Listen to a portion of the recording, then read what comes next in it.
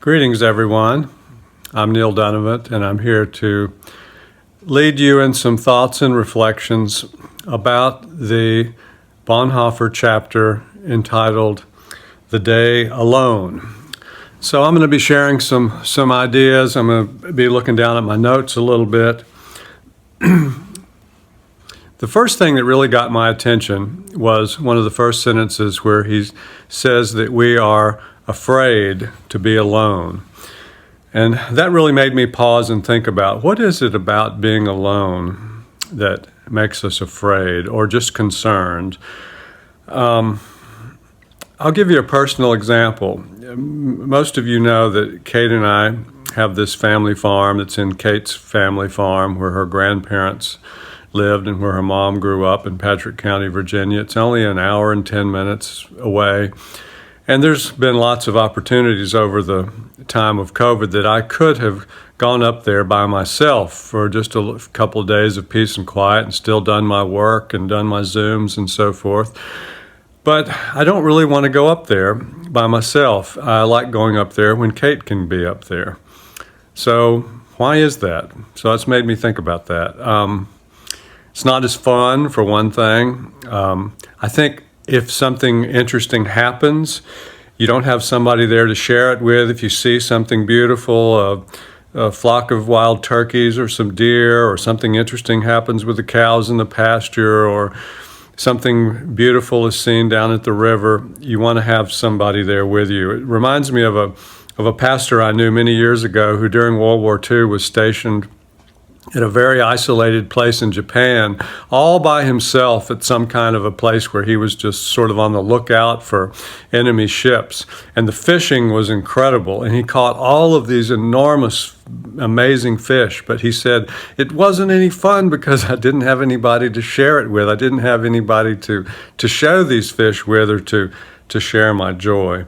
But you may have your own thoughts, and I think that would be an interesting question for the group. Is it what is it about being alone, particularly if we're talking about being alone as being in total isolation, not like just being downstairs while your wife is upstairs or something like that, but just really being by yourself where you're kind of cut off from everybody. He then talks about how a lot of people enter community because they hope that their association with others will be helpful to them, and that often people are disappointed. Well, in my many years in the church, as a pastor for 38 years now, I have not found that to be the case, and particularly in my years here at First Presbyterian, I feel like people do seek community because they do, not just because they want companionship, but also because they really do feel better about themselves, their life, their direction in life by sharing with other people. That has just been so true. He also then says, the person who, well, let me just read this. He is really not seeking community at all, but only distraction, which will allow him to forget his loneliness for a brief period of time. And that's talking about the person who maybe doesn't go into community for the right reason, which really isn't about our topic of being alone. But it did also make me think about the whole issue of what does it really mean to be lonely and loneliness. And I think that would be another interesting and worthwhile topic for this class to reflect on. When I looked it up from a clinical point of view, like if a doctor was treating someone for loneliness, they said feeling sad and unhappy about being socially isolated, or better yet, feeling empty and unwanted. And I asked my wife Kate about that this morning. I said, whenever you have felt alone, tell me more about what that feels like. And she gave an example from when we lived in a small community in the mountains of North Carolina back in the 80s. For 2 years, I served these 2 rural churches. It wasn't the kind of place where we would normally have chosen to live. and she really didn't have any friends. And even though she had 2 young children and a husband who was around a lot, she experienced her loneliness as not having someone outside of her family that she felt like really cared about her or sought her company. So she felt unwanted. And that's how she experienced loneliness. Sometimes I always thought of it more as longing for someone else. Like I know when Donna Chase and Bill were separated because Bill had the COVID and Donna had to go to stay with a cousin in South Carolina for quite a long time. Even though they talked on the phone or FaceTime every day, they must have been extremely lonely for one another, just longing to be together. And that's kind of how I think of it. But you may have some of your own thoughts about that. As Bonhoeffer uses the word alone, I think what he's really talking about is not, like I said, isolation, like me going up to the farmhouse and staying there just by myself and maybe not going for a couple of days without seeing any other person. But he's talking about just not being with someone else. So I guess you could be alone working in your office when there was somebody next door to you or that kind of thing. He also says this, let him who cannot be alone beware of community. Let him who is not in community beware of being alone. That would be another good discussion question. What does that mean? Let him who cannot be alone beware of community. Let him who is not in community beware of being alone. Now, the second part, I think I understand a little bit better, because it would be more like if you don't have the help and support of community, you might make some bad decisions while you're alone. I think also maybe it might be that he could say the community should beware of people who aren't comfortable being alone, because they might just exhaust you. I think for community to work, you have to have some downtime, as we call it.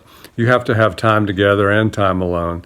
And that's why sometimes I've noticed when I've led trips, and I've done a lot of this over the years, where 15 or 20 of us will be together pretty much nonstop for 7 or 8 days, except for when we're sleeping in our hotel rooms. Some people just get worn out with that, and they try to find a little space, maybe on the bus as you're traveling from point A to point B, to take a nap or pretend to be taking a nap and close your eyes just to signal to somebody, I really don't want to talk anymore. I've had it. And so I think a true community needs that kind of balance, and someone who has to always be with somebody else probably is just a drain on the community. But you may have some other ideas too about what he means by that.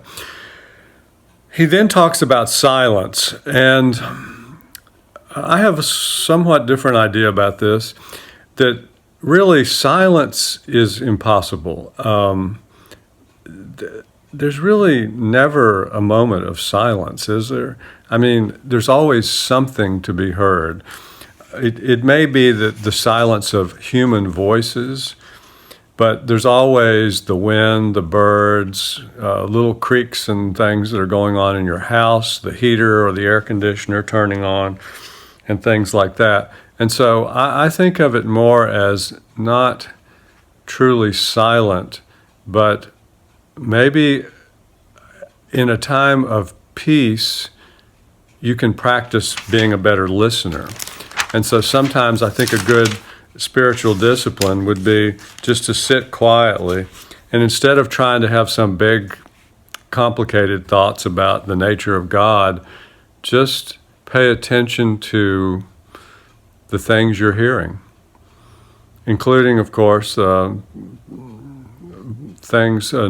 that are coming from your own body, including, of course, your breathing, but maybe you're hungry and your stomach gurgles or whatever's going on. There's so many sounds going on, and I think that's a good discipline. Bonhoeffer says there are three purposes to our time alone, and this is really more in the context of spiritual things, doing some scriptural meditation, prayer, and intercession. And I'm going to leave those to you all to discuss. Those are I'd rather stay focused more for this chat about just the whole concept of being alone. And I think that another thought I have is that in our time in particular, because of our attachments to the phone and the radio and the television, text coming in, alerts that we just got an email, all those kind of things, that we need to practice being alone, being undistracted, maybe just sitting quietly, looking around, watching things, listening to things. Just like you would have to train your body to prepare for a race or to get in shape or doing yoga or something like that. I think that would also make an interesting discussion for your class about how do you feel about your own ability to sit quietly and not worry about checking your phone, and why is it that we need to check our phones, or why is it that when we're in the car we get a little bit fidgety if we don't turn on the radio or turn on some music? It's almost like we've become uncomfortable with our own internal thoughts. So think about that, talk about that. I think it could be quite an interesting thing. And I think the last thought I have for you today is that when we do enter into silent meditation and thoughts come up, we need to be very careful to not think or believe that just because a thought pops into our brains while we're being still, that is coming from God. The human brain is complicated, mysterious. We still know so little about it, really. And I'm of the opinion that the brain is always in need of having an answer, and it's an active force. And perhaps in our day and time, we've overstimulated it because of, like I said, all the technological things that keep our brains constantly stimulated. And so we need to be careful about thoughts that pop into our mind, and we need to sort of watch how we think and how our brain responds when we're alone or when things are quiet, and not always jump to conclusions, because sometimes something will pop into our mind that we think is some great insight, and maybe it's just the brain being noisy. So think about that a little bit too. Okay, so let's have a closing prayer, and then I will say goodbye to you all and hope you all have a great meeting.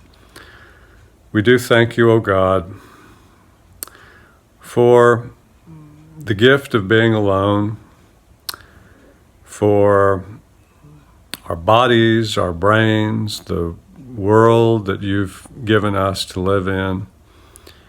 And help us as we discuss this chapter and share with the ideas of Dietrich Bonhoeffer, that we would become more comfortable to be alone, to hear the sounds of silence, and to truly listen. In the name of the Father, the Son, and the Holy Spirit. Amen.